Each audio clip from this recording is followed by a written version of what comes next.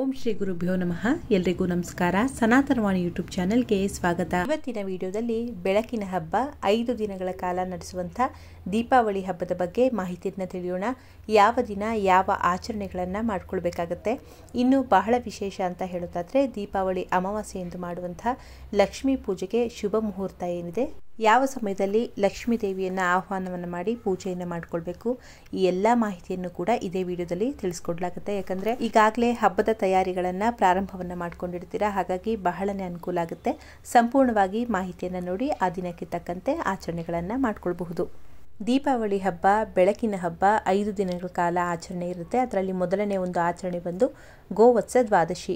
ನಮಗೆ ಎಲ್ರಿಗೂ ಕೂಡ ಗೊತ್ತಿರೋ ಹಾಗೆ ಏಕಾದಶಿ ಆಚರಣೆಯನ್ನು ಮಾಡಿರ್ತೀವಿ. ನಂತರ ಮರುದಿನ ದ್ವಾದಶಿ ದಿನ ಬೆಳಗ್ಗೆ ಬೇಗ ಪಾರಣೆಯನ್ನು ಮಾಡ್ಕೊಳ್ಬೇಕಾಗತ್ತೆ. ಹಾಗೆ ಈ ಒಂದು ಗೋವತ್ಸ ದ್ವಾದಶಿ ಏನಿದೆ ಅದು ಪಾರಣೆ ಮಾಡೋಕ್ಕೂ ಮುಂಚೆನೇ ಮನೆಯಲ್ಲಿ ಇರುವಂತಹ ಗೋವು ಮತ್ತು ಅಂದರೆ ಕರುವಿನ ಸಮೇತ ಇರುವಂತಹ ಗೋವನ್ನು ಇಟ್ಟು ಗೋವಿಗೆ ಪೂಜೆಯನ್ನು ಮಾಡಿ ಗೋಗ್ರಾಸವನ್ನು ಕೊಡುವಂಥದ್ದಿರುತ್ತೆ. ಇದು ಗೋವತ್ಸ ದ್ವಾದಶಿ ಮೊದಲನೇ ದಿನ ಆಚರಣೆ. ಅದು ಶನಿವಾರ ಬೆಳಗ್ಗೆನೆ ನಾವು ಆಚರಣೆಯನ್ನು ಮಾಡ್ಕೊಳ್ಬೇಕಾಗತ್ತೆ. ನಂತರ ಪಾರಣೆಯನ್ನು ಮಾಡ್ಕೊಳ್ತೀವಿ. ಅದಾದ ನಂತರ ನಮಗೆ ತ್ರಯೋದಶಿ ತಿಥಿ ಕೂಡ ಪ್ರಾರಂಭ ಆಗೋಗುತ್ತೆ. ಇನ್ನು ಧನತ್ರಯೋದಶಿ ವಿಶೇಷವಾಗಿ ಆಚರಣೆ ಮಾಡುವಂಥದ್ದು ಧನತ್ರಯೋದಶಿ. ಹಾಗೆ ಧನತ್ರಯೋದಶಿಯಲ್ಲಿ ಕೆಲವೊಂದು ಮಂಗಳಕರ ವಸ್ತುಗಳನ್ನು ಖರೀದಿಯನ್ನು ಮಾಡಿದ್ರೆ ಬಹಳ ವಿಶೇಷ ಅಂತ ಹೇಳಲಾಗುತ್ತೆ. ಹಾಗಾಗಿ ಧನತ್ರಯೋದಶಿಯ ಆಚರಣೆಯನ್ನು ಕೂಡ ನಾವು 18ನೇ ತಾರೀಕು ಆಚರಣೆಯನ್ನು ಮಾಡಿಕೊಳ್ಬೇಕಾಗತ್ತೆ. ಮತ್ತು ಅವತ್ತಿನ ದಿನವೇ ವಿಶೇಷವಾಗಿ ಯಮದೀಪ ದಾನವನ್ನು ಕೂಡ ಮಾಡಬೇಕಾಗತ್ತೆ. ಅಕಾಲ ಮೃತ್ಯು ದೋಷ ನಿವಾರಣೆಗಾಗಿ ಪ್ರತಿಯೊಬ್ಬರು ಕೂಡ ಅವತ್ತಿನ ದಿನ ಒಂದು ಯಮದೀಪವನ್ನು, ಯಾಕಂದರೆ ಸಂಜೆ ವೇಳೆನೇ ಮಾಡೋದ್ರಿಂದ ನಮಗೆ ತ್ರಯೋದಶಿ ತಿಥಿ ಇರೋದ್ರಿಂದ ಸಂಜೆ ವೇಳೆನೇ ನಾವು ಈ ಒಂದು ಯಮದೀಪ ದಾನವನ್ನು ಕೂಡ ಮಾಡಬೇಕಾಗತ್ತೆ.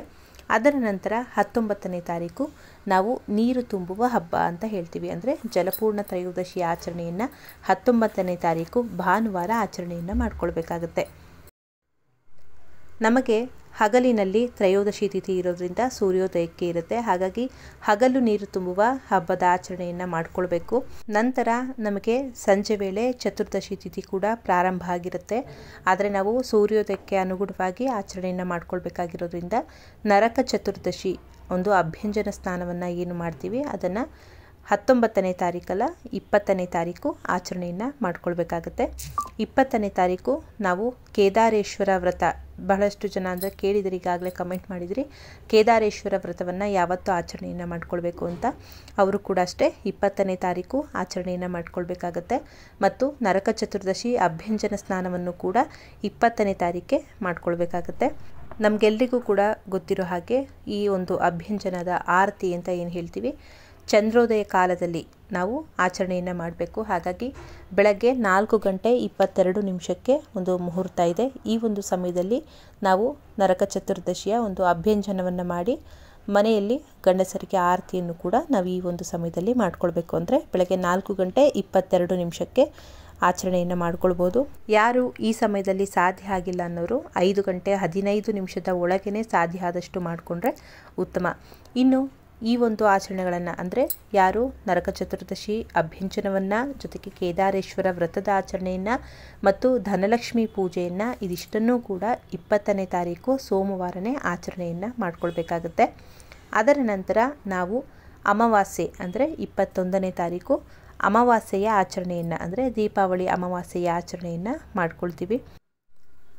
ಆದರೆ ನಮಗೆ ಅಮಾವಾಸ್ಯೆ ತಿಥಿ ಇದ್ರೂ ಕೂಡ ನಾವು ಸಂಜೆಯ ಹೊತ್ತಲ್ಲೇ ನಾವು ಧನಲಕ್ಷ್ಮಿ ಪೂಜೆಯನ್ನು ಅಥವಾ ಒಂದು ಅಮಾವಾಸ್ಯೆ ಲಕ್ಷ್ಮೀ ಪೂಜೆಯನ್ನು ಮಾಡ್ಕೊಳ್ಳೋದ್ರಿಂದ ನಮಗೆ 21ನೇ ತಾರೀಕು ಮಂಗಳವಾರ ಮಧ್ಯಾಹ್ನನೇ ನಮಗೆ ತಿಥಿ ಮುಗಿದೋಗುತ್ತೆ. ಹಾಗಾಗಿ ನಾವು 20ನೇ ತಾರೀಕೆ ಸೋಮವಾರನೇ ಸಂಜೆ ಹೊತ್ತಲ್ಲೇ ಮಾಡ್ಕೊಳ್ಬೇಕು. ಇನ್ನು ಯಾರಿಗೆ ಸಾಧ್ಯ ಆಗಿಲ್ಲ ಅವರಿಗೆ ಮಂಗಳವಾರ ಬೆಳಗ್ಗೆನೂ ಕೂಡ ಒಂದು ಮುಹೂರ್ತವನ್ನು ತಿಳಿಸ್ಕೊಡ್ತೀನಿ, ನೀವು ಆ ಸಮಯದಲ್ಲೂ ಕೂಡ ಪೂಜೆಯನ್ನು ಮಾಡ್ಕೊಳ್ಬೋದು. ಇನ್ನು 21ನೇ ತಾರೀಕು ಅಮಾವಾಸ್ಯೆ ಪೂಜೆ ಎಲ್ಲ ಆದ ನಂತರ 22ನೇ ತಾರೀಕು ನಾವು ದೀಪಾವಳಿ ಹಬ್ಬದ ಆಚರಣೆಯನ್ನು ಅಂದರೆ ಬಲಿಪಾಡ್ಯಮಿಯ ಆಚರಣೆಯನ್ನು ಮಾಡ್ಕೊಳ್ಬೇಕಾಗತ್ತೆ. 22ನೇ ತಾರೀಕು ಬುಧವಾರ ದೀಪಾವಳಿ ಹಬ್ಬ. ಇದಿಷ್ಟು ಕೂಡ ಈ ಒಂದು ದೀಪಾವಳಿಯ ಹಬ್ಬದ 5 ದಿನದ ಆಚರಣೆ ಬಗ್ಗೆ ಮಾಹಿತಿ ಆಯಿತು. ಈಗ ವಿಶೇಷವಾಗಿ ಧನಲಕ್ಷ್ಮಿ ಪೂಜೆಗೆ ಶುಭ ಮುಹೂರ್ತ ಏನಿದೆ, ಲಗ್ನ ಯಾವ ಲಗ್ನದಲ್ಲಿ ಮಾಡಿಕೊಂಡ್ರೆ ಉತ್ತಮ, ಇನ್ನು ಯಾರು ಸೋಮವಾರ ಆಚರಣೆಯನ್ನು ಮಾಡ್ಕೊಳ್ತೀರಾ ಅವರಿಗೂ ಕೂಡ ಮುಹೂರ್ತವನ್ನು ತಿಳಿಸ್ಕೊಡ್ಲಾಗುತ್ತೆ. ಯಾರಿಗೆ ಸಾಧ್ಯ ಆಗಲ್ಲ ಅಂಥವರು ಮಂಗಳವಾರ ಯಾವ ಸಮಯದಲ್ಲಿ ಪೂಜೆಯನ್ನು ಮಾಡ್ಕೊಳ್ಬೇಕು ಅಂತ ಈ ವಿಡಿಯೋದಲ್ಲೇ ತಿಳಿಸ್ಕೊಡ್ಲಾಗುತ್ತೆ. ಮೊದಲನೇದಾಗಿ ನಮಗೆಲ್ರಿಗೂ ಕೂಡ ಗೊತ್ತಿರಬೇಕು, ಹಸ್ತ ನಕ್ಷತ್ರ ಚಾಲ್ತಿಯಲ್ಲಿದ್ದಾಗ, ಅಮಾವಾಸ್ಯೆ ತಿಥಿ ಪ್ರಾಪ್ತಿ ಇದ್ದಾಗ ಮತ್ತು ಸಂಜೆ ವೇಳೆ ಪೂಜೆ ನಮಗೆ ಸಿಕ್ಕಿದಾಗ ಆ ಒಂದು ಮುಹೂರ್ತ ಏನಿದೆ ಆ ಒಂದು ಮುಹೂರ್ತವನ್ನು ನಾವು ತಪ್ಪಿಸ್ಕೊಳ್ಬಾರ್ದು. ಹಾಗಾಗಿ ಸಾಧ್ಯ ಆದಷ್ಟು ಹಸ್ತ ನಕ್ಷತ್ರ ಚಾಲ್ತಿಯಲ್ಲಿರುತ್ತೆ. ಇನ್ನು ವಿಶೇಷವಾಗಿ ವೃಷಭ ಲಗ್ನ ನಮಗೆ ಸಂಜೆ 7:36 ನಾವು ಸಾಮಾನ್ಯವಾಗಿ 7:40 ಪ್ರಾರಂಭವನ್ನು ಅಂದರೆ ಕಲಶ ಪ್ರತಿಷ್ಠಾಪನೆಯನ್ನು ಮಾಡಲಿಕ್ಕೆ ಅಥವಾ ಲಕ್ಷ್ಮೀ ಪೂಜೆಯನ್ನು ಮಾಡಲಿಕ್ಕೆ ಪ್ರಾರಂಭವನ್ನು ಮಾಡಿದ್ರೆ ಬಹಳ ವಿಶೇಷ. ಹಾಗಾಗಿ ಇಲ್ಲಿ ಕೆಲವೊಂದು ಪಂಚಾಂಗಗಳು ಅಥವಾ ಒಂದು ಸೂರ್ಯೋದಯದ ಅನುಗುಣವಾಗಿ ಸ್ವಲ್ಪ ಸಮಯಗಳು ವ್ಯತ್ಯಾಸ ಆಗ್ಬೋದು. ಹಾಗಾಗಿನೇ ನೀವು 7:40 ನೀವು ತೆಗೆದುಕೊಂಡಾಗ ವೃಷಭ ಲಗ್ನ ಚಾಲ್ತಿಯಲ್ಲಿದ್ದರೂ ಪರವಾಗಿಲ್ಲ, ನೀವು ಪೂಜೆಯನ್ನು ಮಾಡ್ಕೊಳ್ಬೋದು. ಹಾಗಾಗಿ 7:40 8:15 ಒಳಗೆ ನೀವು ಸಾಧ್ಯ ಆದಷ್ಟು ಕಲಶ ಪ್ರತಿಷ್ಠಾಪನೆಯನ್ನು ಮಾಡ್ಕೊಳ್ಬೇಕು. ಈ ಒಂದು ಮುಹೂರ್ತ ಏನಿದೆ ಇದು ಅತ್ಯಂತ ಶುಭ ಮುಹೂರ್ತ. ಹಸ್ತ ನಕ್ಷತ್ರ ಚಾಲ್ತಿಯಲ್ಲಿರುತ್ತೆ, ವೃಷಭ ಲಗ್ನವೂ ಕೂಡ ಇರುತ್ತೆ. ಹಾಗಾಗಿ ಸಾಧ್ಯ ಆದಷ್ಟು ಈ ಒಂದು ಮುಹೂರ್ತದಲ್ಲೇ ನೀವು ಕಲಶ ಪ್ರತಿಷ್ಠಾಪನೆ ಆಗಲಿ ಅಥವಾ ಲಕ್ಷ್ಮಿಯ ಪೂಜೆಯನ್ನು ಪ್ರಾರಂಭವನ್ನು ಮಾಡ್ಕೊಳ್ಳೋಕೆ ನೀವು ಸಿದ್ಧತೆಯನ್ನು ಮಾಡಿಕೊಂಡು ಈ ಒಂದು ಸಮಯದಲ್ಲೇ ಪೂಜೆಯನ್ನು ಮಾಡ್ಕೊಳ್ಬೇಕಾಗತ್ತೆ. ಇದಾದ ನಂತರ ಯಾರಿಗೆ 20ನೇ ತಾರೀಕು ಪೂಜೆಯನ್ನು ಮಾಡಲಿಕ್ಕೆ ಸಾಧ್ಯ ಆಗಿಲ್ಲ ಅನ್ನೋರು, ನಿಮಗೆ ಮಂಗಳವಾರ ಬೆಳಗ್ಗೆ ಕೂಡ ಸಮಯ ಇರುತ್ತೆ. ಸಾಧ್ಯ ಆದವರು ಈ ಒಂದು ಸಮಯದಲ್ಲೂ ಕೂಡ ನೀವು ಪೂಜೆಯನ್ನು ಮಾಡ್ಕೊಳ್ಬೋದು. ಆದರೆ ನಮಗೆ ಉತ್ತಮ ಮುಹೂರ್ತ ಅಂತಂದರೆ ಅದು ಸೋಮವಾರನೇ. ಯಾಕಂದರೆ ಸೋಮವಾರ ಚಂದ್ರನ ಒಂದು ವಾರ ಇರುತ್ತೆ. ಹಾಗಾಗಿ ಬಹಳ ವಿಶೇಷ. ಸಾಧ್ಯ ಆದಷ್ಟು ಅವತ್ತಿನ ದಿನವೇ ಮಾಡ್ಕೊಳ್ಳಿ. ಏನಾದರೂ ಸಾಧ್ಯ ಆಗಲಿಲ್ಲ ಅಂತಂದ ಪಕ್ಷದಲ್ಲಿ ಮಾತ್ರ ನೀವು ಮಂಗಳವಾರ ಪೂಜೆಯನ್ನು ಮಾಡ್ಕೊಳ್ಳಿ. ಅಂದರೆ ಮಂಗಳವಾರ ಕಲಶ ಸ್ಥಾಪನೆಯನ್ನು ಮಾಡಿ ಪೂಜೆಯನ್ನು ಮಾಡ್ಕೊಳ್ಳಿ. ಇಲ್ಲಿ ನಮಗೆ ಸಂಜೆಯ ಪೂಜೆಗೆ ಮುಹೂರ್ತ ಸಿಗಲ್ಲ, ಅಂದರೆ ಸಂಜೆ ಪೂಜೆ ಮಾಡಲಿಕ್ಕೆ ಬರಲ್ಲ. ಹಾಗಾಗಿ ಬೆಳಗ್ಗೆನೇ ಪೂಜೆಯನ್ನು ಮಾಡ್ಕೊಳ್ಬೇಕಾಗುತ್ತೆ. ಇನ್ನು ಅವತ್ತಿನ ದಿನ ಅಂಗಡಿಗಳಲ್ಲಿ ಪೂಜೆಯನ್ನು ಮಾಡೋರು ಕೂಡ ಅಷ್ಟೇ ಈ ಒಂದು ಸಮಯದಲ್ಲೇ ಮಾಡ್ಕೊಳ್ಬೋದು. ಇನ್ನು ವಾಹನ ಪೂಜೆ ಆಗಿರಲಿ, ಯಾವುದೇ ಒಂದು ಆಚರಣೆಗಳನ್ನು ಅಂದರೆ ದೀಪಾವಳಿ ಅಮಾವಾಸ್ಯೆಯೆಂದು ಮಾಡುವಂಥ ಲಕ್ಷ್ಮೀ ಪೂಜೆ ಅಥವಾ ವಾಹನ ಪೂಜೆ ಅಥವಾ ಹಣಕ್ಕೆ ಸಂಬಂಧಪಟ್ಟಂತೆ ನೀವೇನಾದರೂ ಲಕ್ಷ್ಮೀ ಮಂತ್ರಗಳನ್ನು ಹೇಳ್ಕೊಳ್ಳೋರಿದ್ದರೆ ಸಾಧ್ಯ ಆದಷ್ಟು ಈ ಒಂದು ಮುಹೂರ್ತದಲ್ಲೇ ಮಾಡಿದ್ರೆ ಬಹಳ ವಿಶೇಷ. ಇನ್ನು ಯಾರು ಬೆಳಗ್ಗೆ ಪೂಜೆಯನ್ನು ಮಾಡ್ಕೊಳ್ತೀರಾ ಅವರು ಬೆಳಗ್ಗೆ 4:02 6 ಗಂಟೆವರೆಗೂ ಕೂಡ ಸಮಯ ಇರುತ್ತೆ. ಈ ಸಮಯದಲ್ಲಿ ನಿಮಗೆ ಮಿಥುನ ಲಗ್ನ ಪ್ರಾಪ್ತಿ ಇರುತ್ತೆ. ಈ ಸಮಯದಲ್ಲಿ ನೀವು ಪೂಜೆಯನ್ನು ಮಾಡ್ಕೊಳ್ಬಹುದು.